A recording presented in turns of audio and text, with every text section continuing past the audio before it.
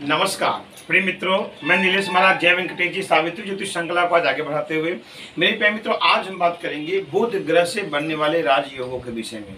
चाहे लड़के कुंडली हो या लड़की कुंडली हो, आज कुछ हम 12 प्रकार का राजयोग बताने चल रहे हैं बुध ग्रह से। देखिए, अभी हम सूर्य ग्रह का मैंने वीडियो बनाया, सूर्य ग्रह से बनने वाले राजयोग। उसके बाद चंद्र का मैंने बनाया, फिर हमने मंगल का बनाया। आज हम चौथी वीडियो लेके हाजिर हुआ हूँ बुध ग्रह से बनने वाले राजयोगों के विषय में। तो देखिए, बुध ग्रह जो है ये वाणी का कारक बताए गए हैं, ये युवराज बताए गए हैं। और बुध जो है देखा जाए इनकी कोई शत्रु नहीं होती, क्योंकि नपुंसक ग्रह बताए गए हैं। लेकिन बुध जो होते हैं ये वाणी के कारक हैं। व्यक्ति अच्छा वक्ता जब बनता है तो उनका बुध अच्छा मजबूत रहेगा। एडवोकेट बन सकते हैं, वकील की पढ़ाई कर सकते हैं।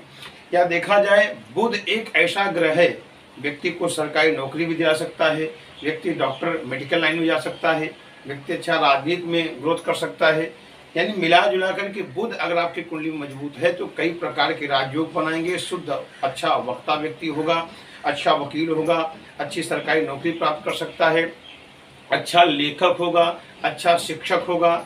ये सब बुध कारक बताए गए हैं। आज हम कुछ 12 नियम बताने चल रहे हैं। यदि आपकी कुंडली में ऐसा योग दिख रहा है तो प्रबल राजयोग का निर्माण आपको जरूर होगा। यदि मान लीजिए आपकी कुंडली में ये नियम बताने चल रहा है, ऐसा योग आपको दिख रहा है, उसका फल आपको नहीं मिल रहा है, तो आज हम उसका उपाय बताएंगे करना क्या चाहिए।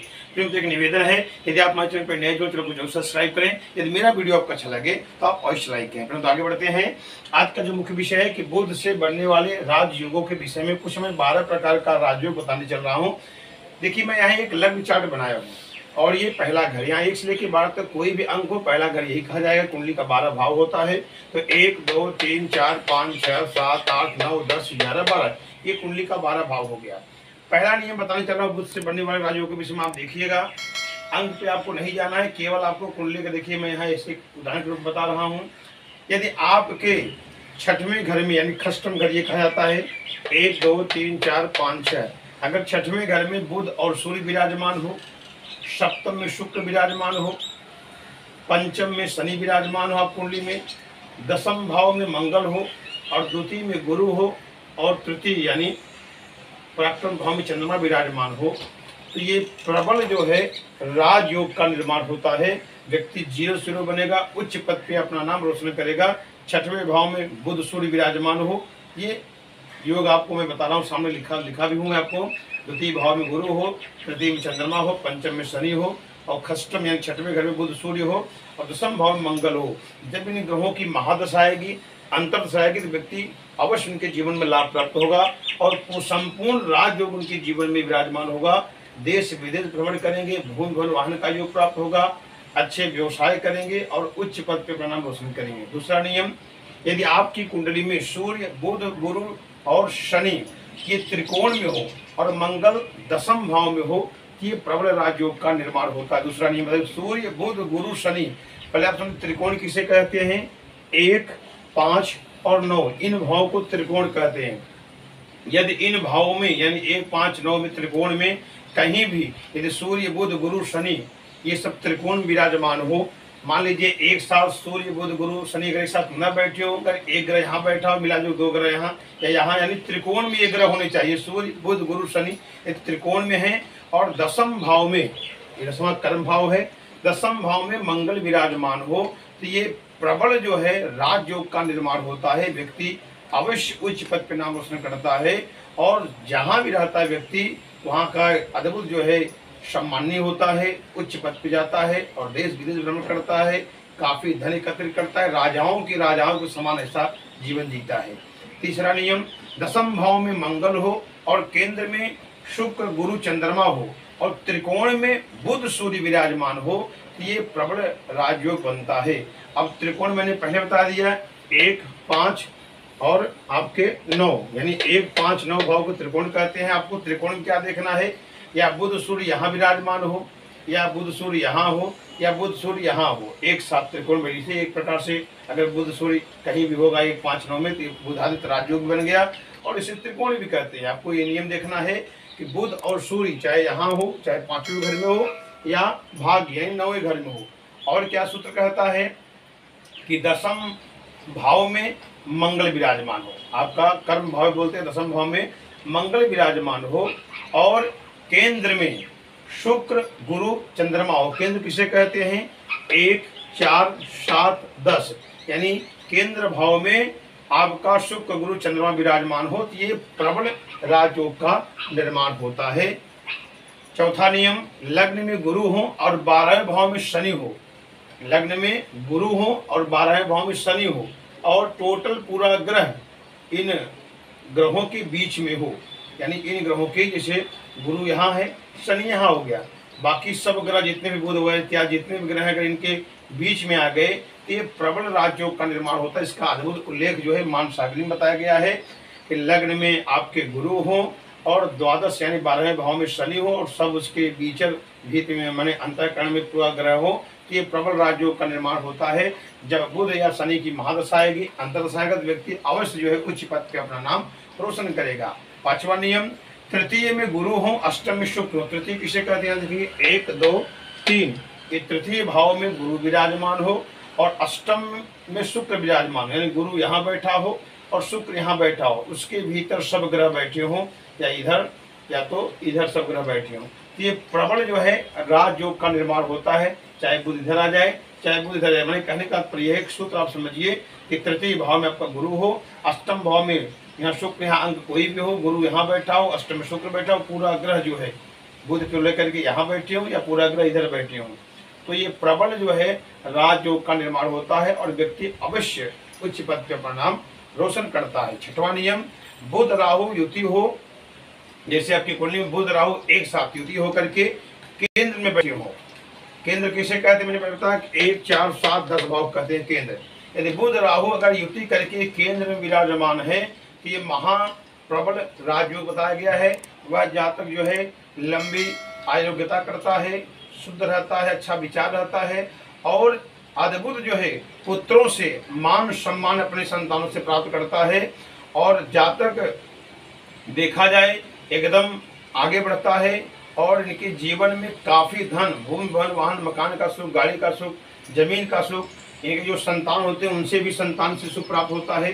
केवल सूत्र आपको याद रखना है कि राहु और बुध चाहे यहाँ हो चाहे यहाँ हो चाहे यहाँ हो चाहे यहाँ हो, ये अद्भुत जो है राजयोग का निर्माण होता है। सातवां नियम, लग्न में सूर्य हो, तृतीय भाव में मंगल हो, 12वें भाव में बुध और शुक्र हो और द्वितीय भाव में राहु हो, ये अद्भुत जो है राजयोग का निर्माण होता है।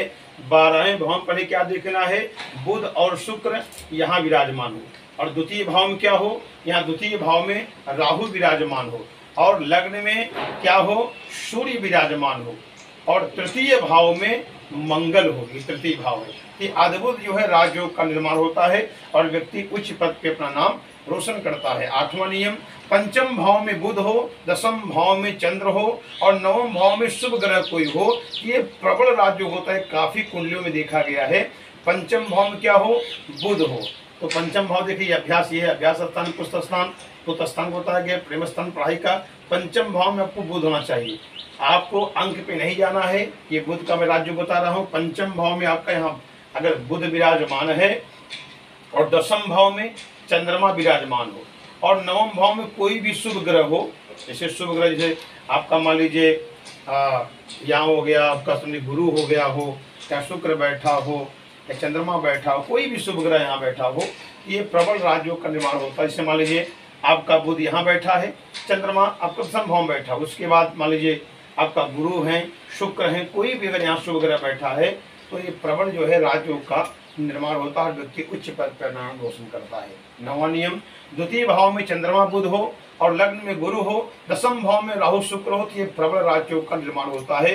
कुंडली के द्वितीय भाव में चंद्रमा और बुध विराजमान हो, द्वितीय भाव में चंद्रमा साथ में और बुध भी साथ में हो और लग्न में गुरु हो, लग्न में क्या हो? गुरु हो और दसम भाव में राहु और शुक्र विराजमान हो। सरलता समझ लीजिए, द्वितीय भाव में आपका चंद्रमा और यहाँ बुध होने चाहिए, लग्न में गुरु होने चाहिए और दसम भाव में आपके जो है राहु शुक्र विराजमान होगा। ये प्रबल जो है राजयोग का निर्माण होता है। जब इन ग्रहों की महादशा आएगी, अंतर्दशा आएगी, तो प्रबल राजयोग इनके जीवन में अवश्य प्राप्त होगा। सवा नियम, दसम भाव में यदि बुध गुरु शुक्र चंद्रमा विराजमान हो तो सब कार्य सिद्ध होता है, व्यक्ति जीरो जीरो बनता है और व्यक्ति धीरे धीरे बहुत आगे बढ़ता है। केवल ये अद्भुत राजयोग में मतलब दसम भाव का आपको देखना है, ये कर्म भाव है, दसवां घड़ी या अंक कोई भी हो एक के बाद तक वो नहीं देखना है।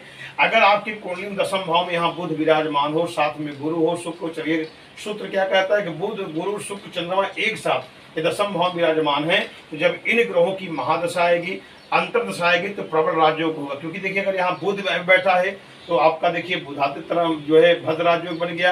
अगर मान लीजिए यहाँ आपकी कुंडली में देखा जाए गुरु बैठा है तो हंस राजयोग, शुक्र बैठा है तो मालव राजयोग, अगर चंद्रमा यहाँ विराजमान है तो ये भी अद्भुत राजयोग। तो कहने का तात्पर्य यह है कि दसम भाव में बुध गुरु शुक्र चंद्रमा एक साथ यहाँ होना चाहिए। जब इन ग्रहों की महादशा आएगी, अंतर्दशा आएगी तो व्यक्ति अवश्य जो है उच्च पद पर नाम रोशन करता है और काफी इनके जीवन में राजाओं के समान जीवित हैं, परिवार को लेकर चलते हैं, नगर को लेकर चलते हैं। ऐसे व्यक्ति राजनीति में आगे जाते हैं, पॉलिटिशियन में आगे जाते हैं, अद्भुत सरकारी नौकरी इनके जीवन प्राप्त होता है और देश विदेश में ऐसे व्यक्ति भ्रमण करते हैं, पिता की संपत्ति प्रॉपर्टी का भी सुख इनके जीवन प्राप्त होता है, काफी उच्च पद पर नाम रोशन करते हैं।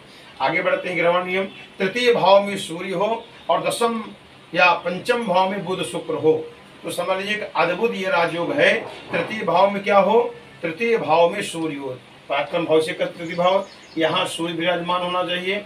और पंचम में सूत्र क्या कहता है, पंचम भाव में या दसम भाव में बुध और शुक्र एक साथ होने चाहिए। बुध शुक्र या दसम भाव में हो या तो पंचम भाव में हो और तृतीय भाव में उसका सूर्य हो तो ये प्रबल राजयोग का निर्माण होता है। अगर कोई ग्रह नीच का नहीं होगा तो और ज्यादा राजयोग इनके जीवन में लाभ प्राप्त होगा। परंतु ये बुध से बनने वाले कुछ ग्रहों का मैं आपका ये अद्भुत जो है ये बुध से किन के साथ बैठे थे क्या राजयोग का लाभ प्राप्त होता है। मान लीजिए आपकी कुंडली में बुध ऐसी स्थिति में बैठा है और राजयोग का निर्माण आपके जीवन में नहीं प्राप्त होता, करना क्या चाहिए। तो आप बुधवार के दिन, क्योंकि बुध माने क्या है, ग्रीन, हरा, आप बुधवार के दिन हरा घास गौ माता को खिलाएं और 108 दुर्वा आप गणपति मंदिर में केवल 5 बुधवार तक ओम गंग गणपतये नमः करके भगवान को, गणेश जी को दुर्वार्पण करें। और आप पन्ना रत्न भी धारण कर सकते हैं और संकष्टी व्रत भी आप धारण कर सकते हैं, इससे आपका बुध और मजबूत होगा। संकष्टी गणेश जी का व्रत है। मान लीजिए पन्ना रत्न आपको जब पहनना हो तो किसी ब्राह्मण को कुंडली दिखा कर तो ही रत्न धारण करें, इससे आपको प्रबल राजयोग बनेगा। और आप गणेश जी की पूजा कर सकते हैं और भगवान शिव की पूजा कर सकते हैं, इससे आपको अद्भुत लाभ प्राप्त होगा। वीडियो आपको अच्छा लगा लाइक कर सब्सक्राइब करें। अगले सूत्र में मिलते हैं। नमस्कार।